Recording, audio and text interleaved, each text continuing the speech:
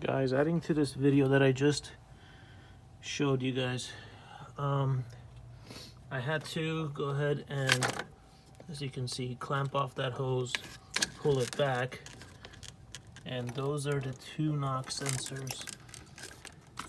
1, 2. And what you want to do is get those clips off.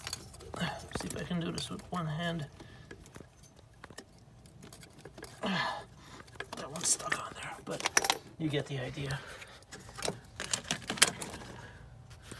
And what I also had to do is, in case you're changing these gaskets, the intake manifold gaskets, you do have to take off this thing right there. Just unscrew it and bring it up, and then you can release the gasket.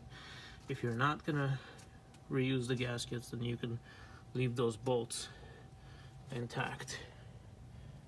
Okay, so some gaskets you can reuse. I reused this the first time and it was okay, so just put a little bit of gasket maker on there. But that's your choice on how much you want to spend and how you want to do the job. But just a FYI, okay?